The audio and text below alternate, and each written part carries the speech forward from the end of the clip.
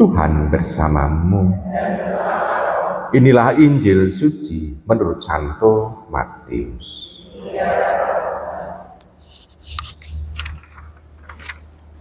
Pada suatu hari, Yesus mengemukakan perumpamaan berikut kepada murid-muridnya. Hal kerajaan surga itu seperti seorang yang mau bepergian ke luar negeri, yang memanggil hamba-hambanya dan mempercayakan hartanya kepada mereka. Yang seorang diberinya 5 talenta, yang seorang lagi 2, dan seorang lain lagi 1, masing-masing menurut kemampuannya. Lalu ia berangkat. Segera pergilah hamba yang menerima 5 talenta itu. Ia menjalankan uang itu dan memperoleh laba 5 talenta. Hamba yang menerima 1 talenta itu berbuat demikian dan mendapat laba 2 talenta. Tetapi hamba yang menerima 1 talenta itu pergi dan menggali lubang di tanah, lalu menyembunyikan uang tuannya. Lama kemudian pulanglah tuan hamba-hamba itu, lalu mengadakan perhitungan dengan mereka.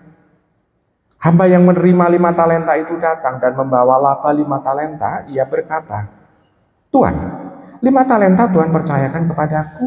Lihat, aku telah memperoleh laba 5 talenta."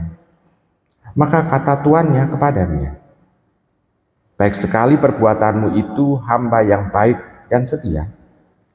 Engkau telah setia dalam perkara kecil. Aku akan memberikan kepadamu tanggung jawab dalam perkara yang besar. Masuklah dan turutlah dalam kebahagiaan Tuhan." Lalu datanglah hamba yang menerima 2 talenta, katanya, "Tuan, 2 talenta Tuhan percayakan kepadaku. Lihat, aku telah mendapat laba 2 talenta. Maka kata Tuhan itu kepadanya, "Baik sekali perbuatanmu, hamba yang baik dan setia.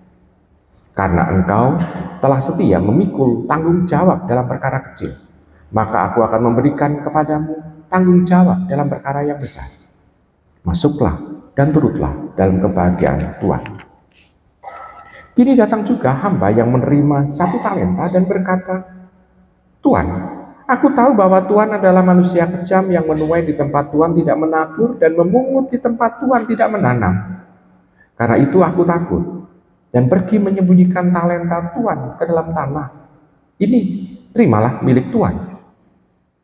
Maka tuannya menjawab, "Hai engkau, hamba yang jahat dan malas. Engkau tahu bahwa aku menuai di tempat aku tidak menabur dan memungut di tempat aku tidak menanam. Seharusnya uangku itu kuberikan kepada orang yang menjalankan uang, supaya sekembaliku aku menerima uang itu serta dengan bunganya. Sebab itu ambillah talenta itu daripadanya dan berikanlah kepada orang yang mempunyai 10 talenta itu. Karena setiap orang yang mempunyai akan diberi sampai ia berkelimpahan. Tetapi siapa yang tidak punya, apapun yang ada padanya akan diambil.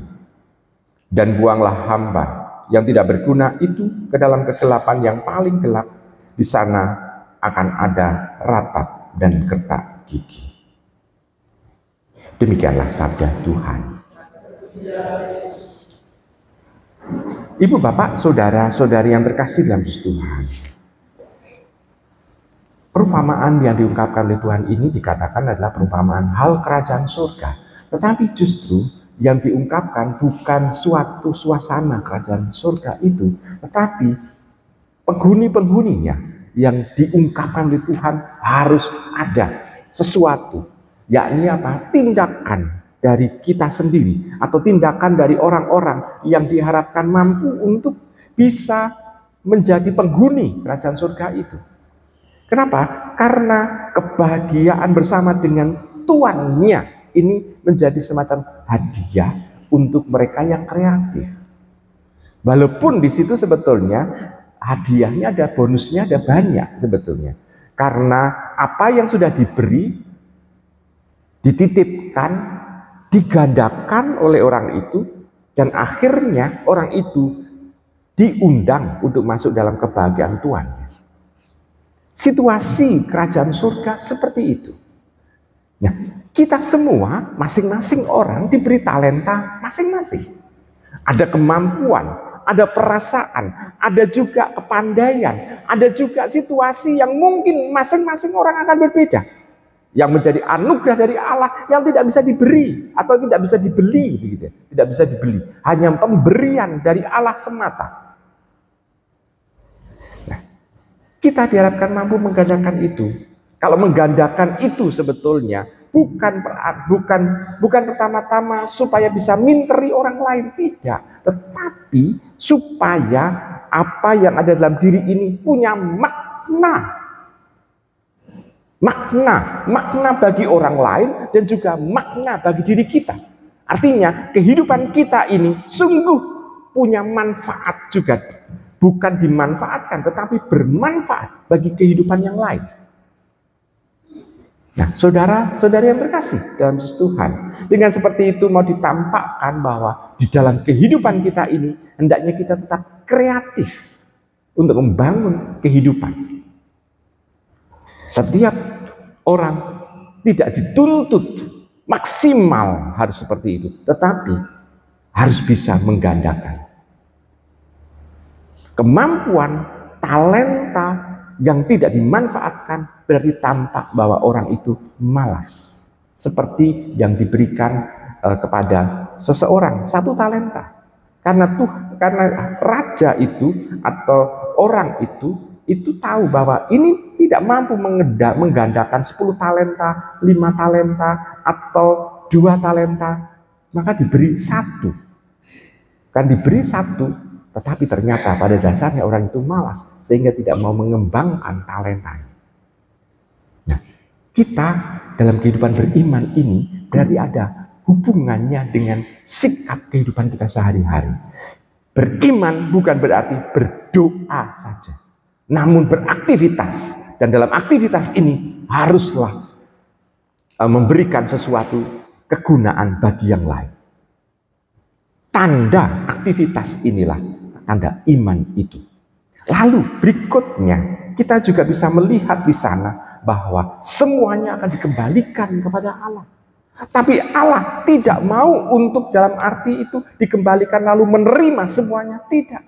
Namun ini diberikan lagi kepada orang tersebut, talenta itu. Jadi betul-betul ini adalah bonus yang luar biasa. Nah, Ibu Bapak, Saudara kasih dalam Tuhan.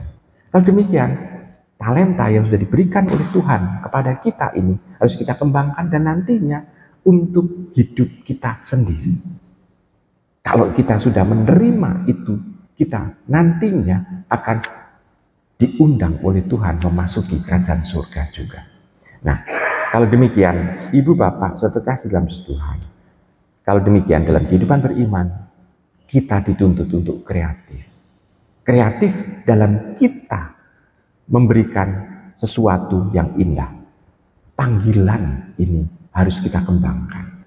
Tidak kita matikan, tapi kita kembangkan. Maka mari kita bersama-sama, kita bersama berlomba dalam hidup di dunia ini untuk mengembangkan talenta yang sudah diberikan Tuhan kepada kita. Selamat merenungkan.